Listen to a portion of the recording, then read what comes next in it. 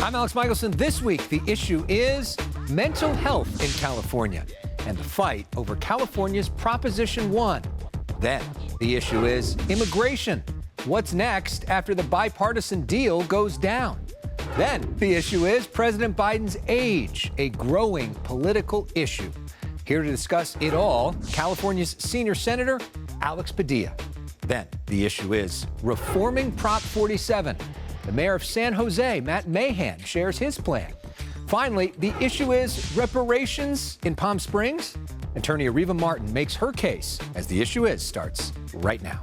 Broadcasting across California, you're watching The Issue Is. Most exciting thing I've ever been part of. No BS. More than anything you've ever been a part of? Why is that? It touches more people in more ways on more days. Governor Newsom on The Issue Is talking about Prop 1. It's a $6.3 billion bond that vows to build 11,000 new mental health treatment beds and 27,000 outpatient units for mental health help. Here to talk about Prop 1 and a whole lot more is the senior senator from the state of California, Elex Padilla. Welcome back to The Issue Is. Great to see you. Good to be back, Alex. Good to be back. Thanks so much. Okay, so Prop 1, a lot of this is focused on trying to help the homeless, especially homeless who are mentally ill. Right. We have seen so many different things that says they're going to be game changers when it comes to homelessness and mental health. And the situation keeps getting worse. What's different this time? Why should people trust you all this time? Right. No, it's a great question, but I'm glad you're asking because it helps us make the case for Proposition 1. You know, to set the stage, we've got to look back at a little bit of history here, right? In the 1960s, under different political leadership at the time, Ronald Reagan, there used to be state hospitals where people with mental illness were treated. Maybe not the best, research has come a long way, and they were shut down on the promise that we're going to shut down these state hospitals. These big institutions are not the way to do it, and we're going to replace it with community-based support, community-based services. The hospitals were closed, but the funding for those community-based services never really came. So Proposition 1 begins that big investment in community-based services and support. So real succinctly, how does it work?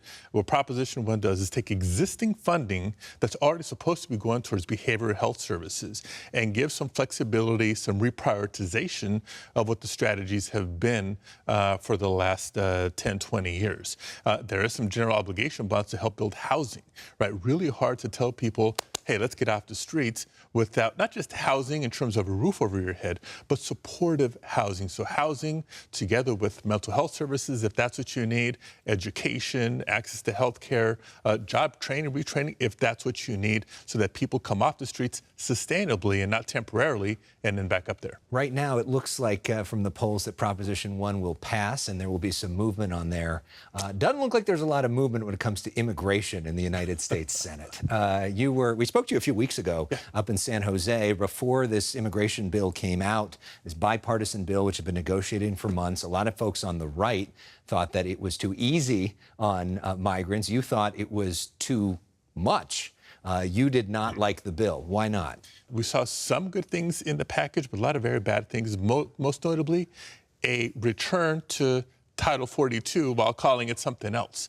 Mechanisms to attempt to shut down the border, which we know from experience. So during the Trump administration, when Title 42 was in place, numbers of people coming into the United States unlawfully went up. This Title 42 makes it easier to basically deport people right away. Right, saying without due process. And they said it was because of COVID. And there are people coming to seeking to come to the United States for different reasons. So we need to restore the asylum system. We need to maybe grow the work visa programs. Every employer I talk to is desperate for more workers. So let's get people who want to come here to work, connecting with employers needing workers, and do it in a lawful, orderly way. But here's the biggest piece, Alex. If we're going to, quote unquote, drive down the numbers, that's what my colleagues kept saying over and over again, we're not going to do it sustainably without engaging the rest of the hemisphere. Our partners, not just Mexico, but Central America, South America. Why are people so desperate to leave and come to the United States in the first place? It would be wise for us to invest in providing that hope and opportunity for folks back home. And last piece, hugely critical.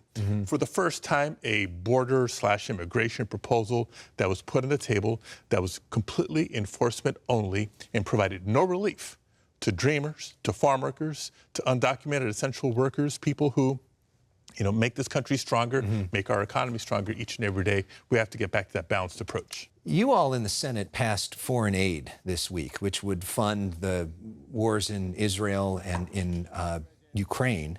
the House saying, we're not going to take this up. If they don't, what happens? Yeah, well, we're going to have to keep pressing because there's so much at stake. It's not just funding Ukraine in their defense against Putin's aggression. Yes, it would fund Israel in their defense, but just as importantly, I want to emphasize this, humanitarian aid for the region. I got to believe it's going to happen. There's different procedural ways to get through the House. There's regular order, suspension, this and that. But I think the need is too important and too urgent, too critical. So you think at the end of the day it gets done? I believe so. If this package was brought to the House floor today, overwhelming bipartisan support to get it done. So it's just politics getting in the way of it. And, I had to over-politicize it, but it's the environment that we're in. Here's how I see it. Putin's got something over Trump. That's clear. And Trump has such a hold on the Republican Party. Are there enough Republicans who will stand up to do what's right for America and for democracy to overcome the political pressures of Donald Trump? That's a big charge, and there's a lot of folks on the right who say that was never proven. What evidence do you have of that? Just the way he's acting, the way he's behaving. Well, consider this. I told you I sat through the second impeachment trial of Trump. Do you remember what the first one was about? It was about Ukraine funding. He called President Zelensky and said, I'm going to withhold your foreign aid until you open up an investigation or you look into my political rivals. That's what it was about. So what is it about Trump and Putin? What is it about Trump and Ukraine? In the meantime, important policy, foreign aid to important allies is on hold. So Republicans, release the hostage. Let's just let the foreign aid go. So speaking of politics, there's a situation right now where 86% of the country believes that Joe Biden is too old to run for president. 86% of the country doesn't agree on almost anything. Why are they wrong? Look, maybe it's because they don't see the Joe Biden that I see. Yeah, he's up there in age. That's a number. But as I've had a chance to work with him, engage with him, not just at events, but in the Roosevelt Room in the White House, in the Oval Office itself, he is smart. He's effective. He's a true leader. He's thoughtful. And he's leveraging all that experience and relationship with leaders around the world to our benefit. But I'm sure you saw Jon Stewart's criticism this week saying, why don't we see that? Why don't you put that person out there? He's done less press conferences, less town halls, less interviews. We don't see him in a lot of unscripted scenarios.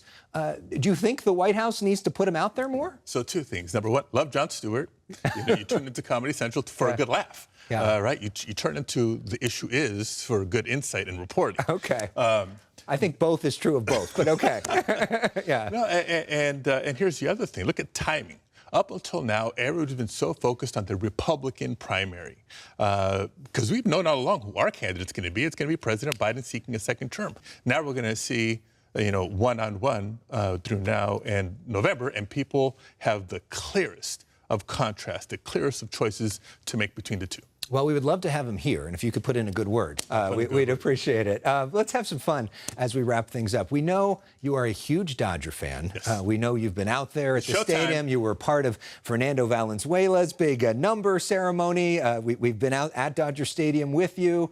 There you are showing off that arm. Look at that guy go. That's pretty good. A little high. We've got over the plate. So we've got an opportunity. There he is. Shohei Ohtani for like the biggest Dodger season ever. What are your expectations? What are you looking for? There's a young Alex Padilla when you were on the Dodgers years ago. Much younger. There's the jersey in the office too. Yeah. Look, the expectations, like the rest of Dodger Nation, a World Series trophy. No more excuses. The talent is there. Now we just got to deliver. Don't you feel like you want to just fast forward to the postseason, though? After all these disappointing first season? As much as we're paying these players, I want all 162 you gotta be games. there every time. I just pray that they stay healthy and are... I'm sure you'll be out there a lot. I know it was a disappointing week for California sports with the 49ers, but the Dodgers are going to be the ones to do it. And in honor of the Dodgers, we're going to play some I Love L.A., which, of course, plays every single time the Dodgers win. So I'm still there. I'm not a leave early kind of guy. Yeah, We're there at the bottom of the ninth. Exactly. Senator Padilla, great to see you. We've got the mayor of San Jose, Matt Mahan, when we come back. Thanks for watching The Issue Is. Good to see you. Have me back. Yeah. How many wins this year? At least 100. At least 100. Yeah. But like all legislation, Prop 47 was not perfect and has had significant unintended consequences. San Jose Mayor Matt Mahan joining San Francisco's mayor and some Republican leaders in pushing for a change to California's controversial Prop 47. A reminder, a decade ago, Prop 47 said retail theft under $950 would be considered a misdemeanor instead of a felony. Joining us now from San Jose is Mayor Matt Mahan. Welcome to The Issue Is for the first time. Hi, Alex. Thanks for having me. I appreciate it. So let's put up some information on the screen about what you want to see change with a potential ballot measure in November. So your idea to reclassify theft with 2 or more prior convictions as jail-eligible felonies. You'd want to add new laws to address some of the smash and grab thefts and allow, and this is pretty key, multiple thefts by a single person to reach that $950 threshold to make it a felony. Mr. Mayor, why is this necessary and how would this work? Sure. Well, let me just back up and say that what we're seeking to do is reform, not repeal Prop 47. I think Prop 47 did important things. It reduced over-incarceration, overcrowding in our jails, and it really forced us to take a second look at how we can improve rehabilitation. So we want to avoid sending folks to jail and prison if we can. It's very expensive and often doesn't make people's lives better. On the other hand, there has to be accountability. And there are 2 areas where we see significant gaps with the current state of the law. One is around repeat and organized retail theft. We've all seen the increases and the impact on small businesses. I'm all for second chances, but at some point there have to be consequences. And that consequence probably needs to include jail time in many of these cases to send a message that we're not going to tolerate that level of lawlessness. And then the other is around addiction. We have seen that participation in drug courts has plummeted and overdose deaths have skyrocketed since the passage of Prop 47. I don't solely blame Prop 47, but we need tools for compelling people into treatment, and we need to classify fentanyl as the hard drug that it is. It's addictive and deadly, and we need to treat it as such. Now, this week, there was a push by Speaker Rivas and some of the other leading Democrats in the state legislature to try to help enforcement when it comes to retail theft, but they said, we don't want to talk about Prop 47 yet. Is your basic point that Prop 47 needs to be talked about now? I think it does because it was passed by the voters. And while the legislature has taken up some of these issues, generally has failed to pass any relevant changes in recent years, the heart of the matter has to do with whether or not we can escalate the penalties and do things like aggregate theft so that they hit that $950 threshold. So you'd like to see a ballot measure in November.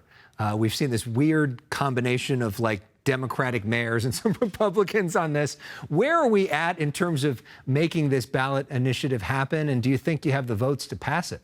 We're gathering signatures. We need a little over 500,000 signatures to qualify for the ballot in November. I believe the campaign is over 300,000, so we were well on our way. But we would ask folks to get involved, to go out and collect signatures, make sure you've signed on if you want to see these common sense reforms.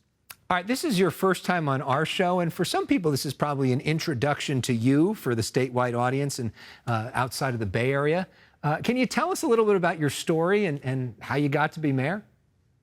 Sure. Well, I grew up in a small farming town on the Central Coast, a town called Watsonville, which is where your strawberries come from. And I got to know San Jose, where I'm now very proud to be mayor, because I came as a high school student. I was a work-study scholarship student coming from a working-class background, got a chance to go to a college prep Catholic school, which changed my life. And I really fell in love with the city of San Jose for its diversity, its economic vitality. Of course, the 300 days of sunshine we have a year. There's a lot to recommend it. And I always knew I wanted to come back. So I went off to college, came back, was a public school teacher, got into the tech sector. And all along, I just felt that we really need to get our public policies right. The biggest limitation to our future prosperity really run through public policies. Are we going to allow more housing? Will we invest in infrastructure? Will we do what it takes to make our city safe and clean and get people housed? And that really became a passion point for me. So when my startup was sold, I ultimately decided to throw my hat in the ring and run for local office. I ran for city council a few years ago.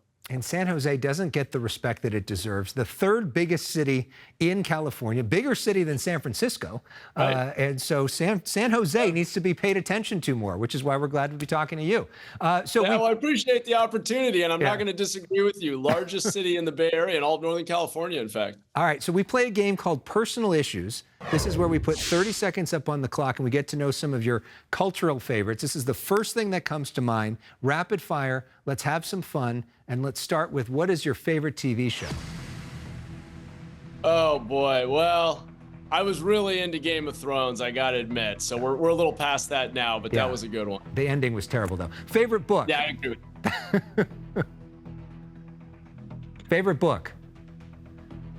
For Whom the Bell Tolls, Hemingway. What's your favorite sports team? San Francisco Giants. What's your favorite song? Oh, boy.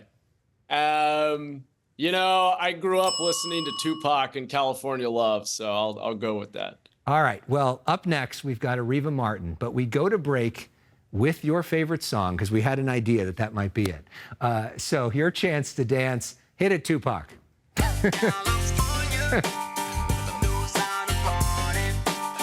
Section 14 survivors are residents who actually lived on Section 14. Attorney Areva Martin is bringing light to the story of Section 14, a dark chapter in California's history.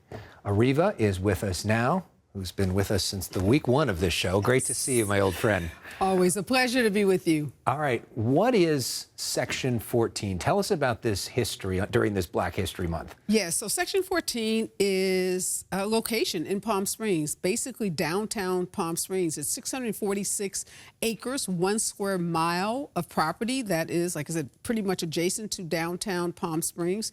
But Palm Springs, like many other cities throughout California and throughout the country in that time period, had very, very hostile, racially restrictive covenants as it related to housing. So Black families couldn't live anywhere in Palm Springs. They were confined to certain communities. And it was this 646 acres of land that was owned by the indigenous tribe, the Agua Caliente. Those individuals, the tribal owners, allowed the Black and brown families to live in this area. Until the city stepped in and said, get out, and then they literally burned down their homes, right? It's a really horrific story, and it's amazing that so many people don't even know the history of Palm Springs. They discover they have a little problem, and that little problem to them is that the Black and brown community that is thriving is in the heart of now what is becoming this thriving, downtown area with bars and restaurants. And so they needed to get rid of these families. I mean, short and simple, that's what they did. And they used their sheer force and might, the city fire department, to actually go in and burn the homes, burn the communities, and then they would go in with bulldozers and just demolish these communities. And for 60 years, Alec, they kept this a well-kept secret. But we know differently. There was a Attorney General from California went in, did an investigation, a scathing report, calling it a city-engineered Holocaust. And years later, as you and others have been bringing this up in the last few years, the mayor of Palm Springs, other council members on Palm Springs acknowledged that the city was wrong. Yes. But they haven't done anything about it. And that's where you step in as a civil rights attorney. What we've said is, let's negotiate restitution for the families, recognizing the value of the harm that was done to them. We have now gotten the city back to the negotiation table. So we are back now talking, and we are hopeful. It's the beginning. And what we've come up with is a very creative set of proposals, which in our estimation are going to help drive more tourists, more dollars, and increase the economic base of the city. What would you like to see? Well, one of the things that is at the heart of our proposal is a racial healing center. Is to literally develop in Palm Springs a healing center where we can bring in thought leaders, where we can bring in artists, we can bring in religious leaders. This is a center that could be funded not just with city dollars, but also with state dollars, with federal dollars. philanthropic dollars, universities. Well, and some of the criticism on the reparations debate, whenever you have it, is this idea that you're talking about slavery. These are people that are long dead. I have nothing to do with this. Why are we talking about this? But this is a situation where a lot of these people are alive. Yes. This is a situation where there is a way to make them whole. This is something very specific, yes, where it's clear there was a wrong and there is a way to make it right. You're right. People get really freaked out when they hear the word reparations because they're always thinking about what is it going to cost. They never think about how we can benefit as a community, as a city, and as a state. And that's what we've been doing. We've been doing that hard work of being creative in solutions. There is a prayer vigil, yes, being held this weekend, especially for our viewers on ABC in Palm Springs, a Sunday, and folks can come out and be a part of this event as well. Yes, we're asking all of the houses of worship in Palm Springs to join us, to come to the Church of St. Paul in the Desert, all coming together to say, now is the right time to do the right thing. Areva, we end with some music. This is The Temptations. Get ready, because here you come. and one of my favorite groups. Yeah, we appreciate it. Keep up the good work and keep up the good fight. And also check out her work with the Special Needs Network. Areva is always trying to lift up people that are often voiceless. Areva Martin, thank you. More of The Issue Is when we come back.